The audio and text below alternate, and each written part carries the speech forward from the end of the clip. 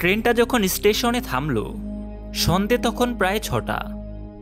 একই শীতকাল, তাই সূর্যি মামা অনেক আগেই ডুব দিয়েছেন পশ্চিমে।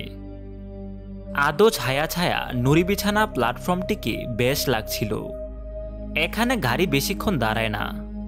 ট্রেন থেকে নামলাম, হাতে একটা সুটকেস নিয়ে এগিয়ে গেলাম স্টেশন মাস্টারের ঘরের দিকে। প্ল্যাটফর্মে লোকজন নেই। যে 2-4 জন যাত্রী নামলো তাদের আর দেখতে পেলাম না।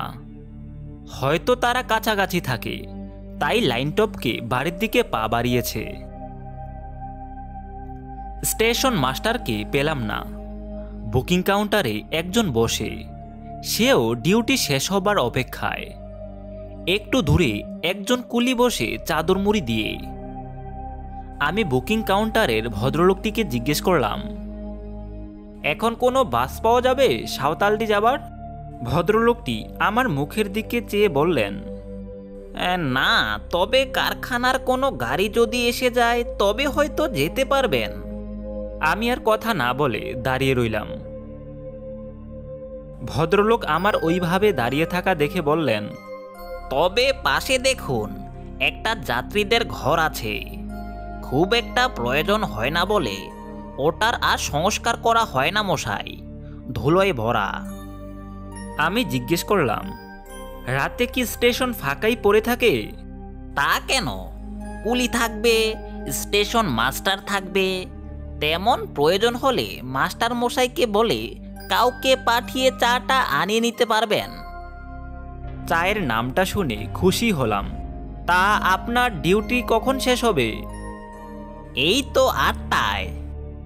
আমি আর দাঁড়ালাম না, সোজা ঘুপচি ওয়েটিং রুমটায় গিয়ে ঢুকলাম। পকেটে রুমাল নেড়ে ধুলো উড়িয়ে বসলাম। ক্রমে সন্ধে নেমে এলো। বুকিং কাউন্টারটা অন্ধকার। একমাত্র স্টেশন মাস্টারের ঘরে হারিকেনের আলো জ্বলল। বুঝলাম রাতের পরে স্টেশন মাস্টার আসবেন। কুলিরা কাছে পিঠে নেই। জমাট কুয়াশা নেমে এলো স্টেশনটাকে গ্রাস করতে।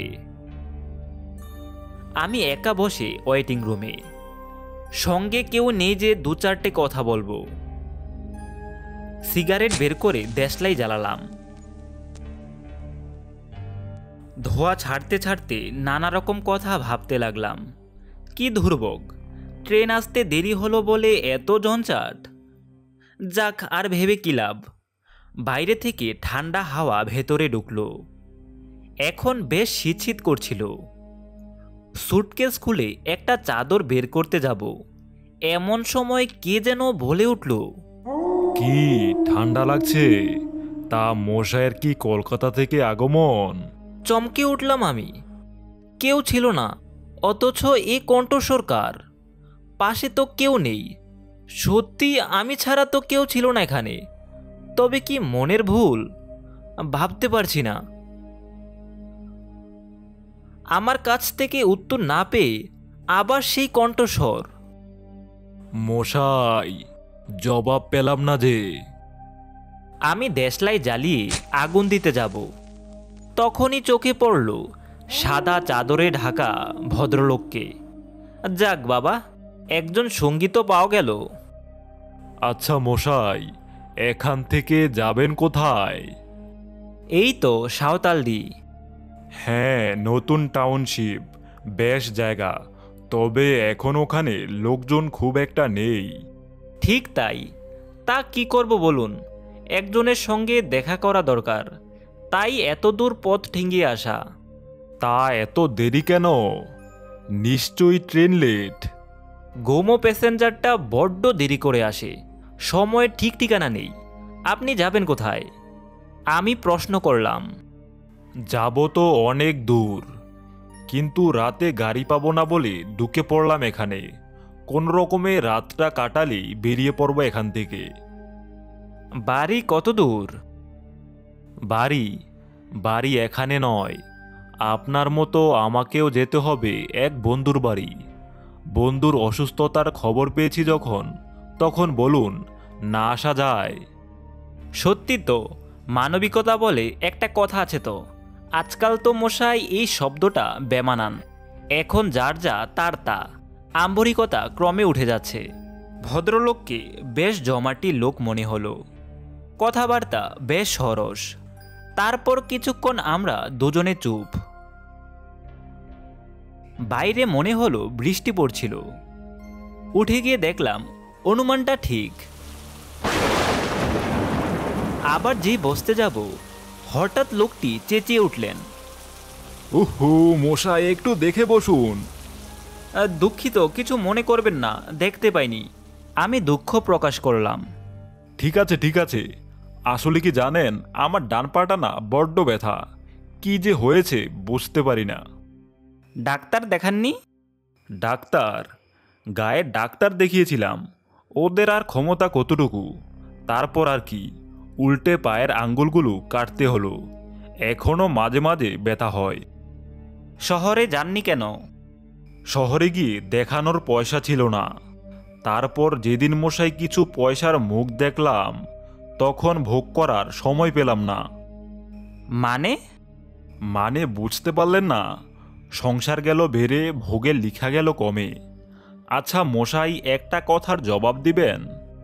আমি তখন বললাম, হ্যাঁ হ্যাঁ অবশ্যই, বলুন। আপনি ভূত বিশ্বাস করেন? প্রশ্নটা শুনে থতমত খেলাম। এ আবার কি প্রশ্ন রে বাপ? বেশ কথা হচ্ছিল, হঠাৎ এ আবার কি কথা? কই জবাব দিলেন না যে? আমি জবাব দিলাম, না, আমি ভূত বিশ্বাস করি না। মশাই, আমিও বিশ্বাস করতাম না, কিন্তু একদিন আমাকে বিশ্বাস করতেই হলো।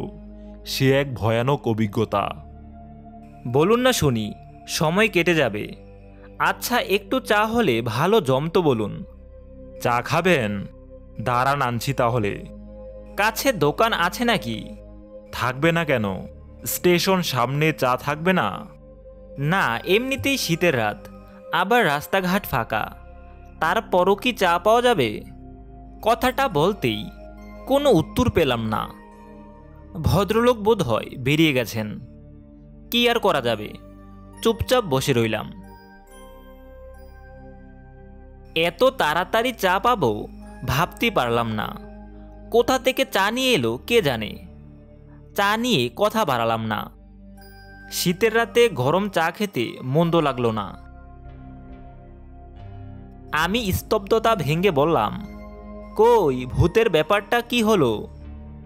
শুনবেন সেই অভিজ্ঞতার কথা? হ্যাঁ অবশ্যই শুনবো। আরেকটা সিগারেট দিন। সত্যি মশাই, ঠান্ডায় এই একটা জিনিসই টানতে বেশ লাগে। আমি সিগারেট দিলাম। ভদ্রলোক সিগারেট টানতে লাগলেন। অন্ধকারে শুধু সিগারেটের লাল আগুনটুকুই দেখা গেল। জানেন মশাই, সেদিনটা ছিল বর্ষার এক দিন। হুগলির এক গ্রাম থেকে বেরিয়ে পড়লাম বন্ধুর অসুস্থতার খবর পেয়ে। বাড়ি থেকে বেরিয়ে সোজা হাওড়ায়, ওখান থেকে ট্রেনে চেপে রওনা দিলাম আগ্রাহার উদ্দেশ্যে।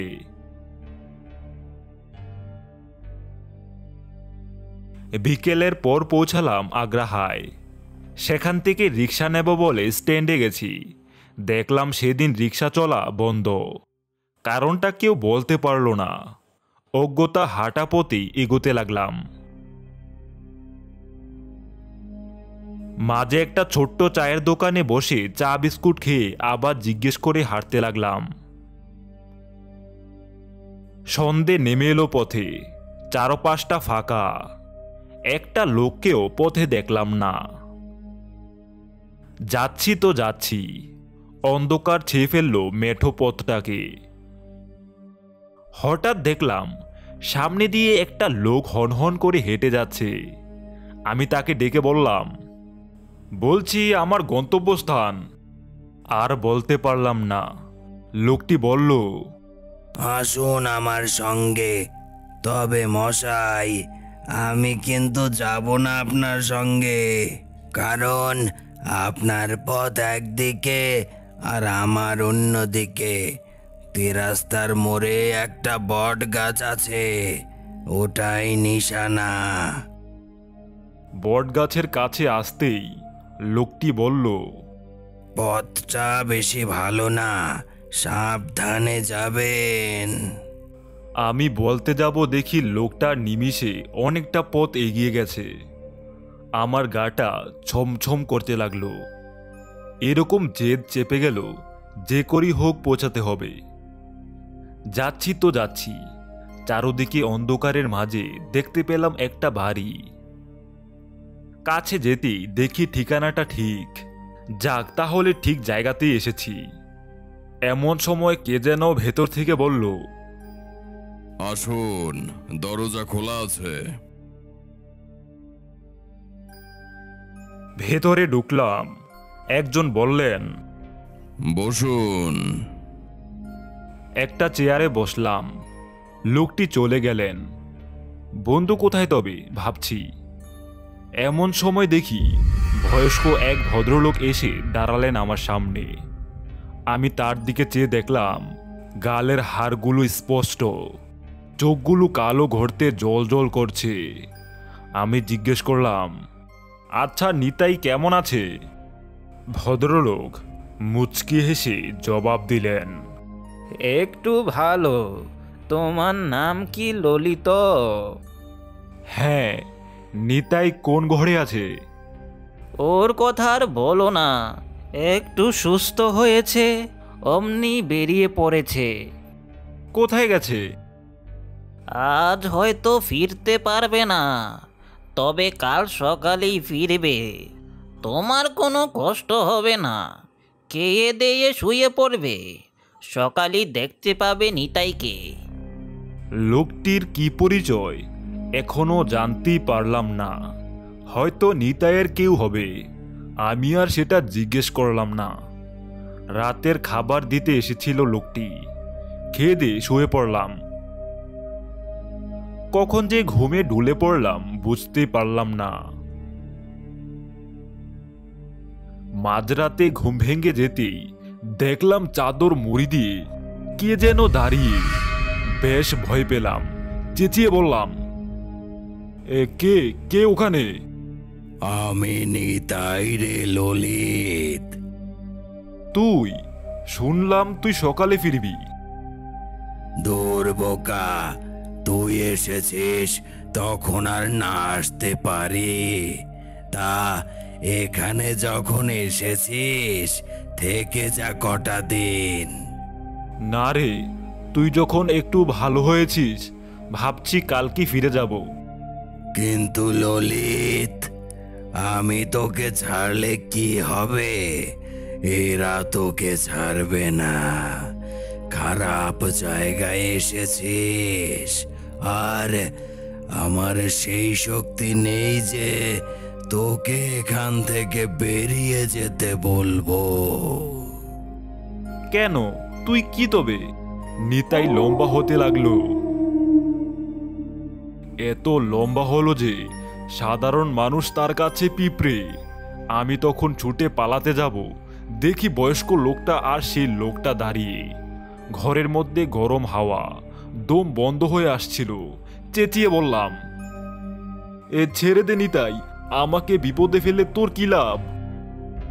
নিতাই নেই ঘরে। দুটো ছায়ামূর্তি আমাকে জাপটে ধরলো যেন অজগরের পেঁচ। দম নিতে পারছিলাম না।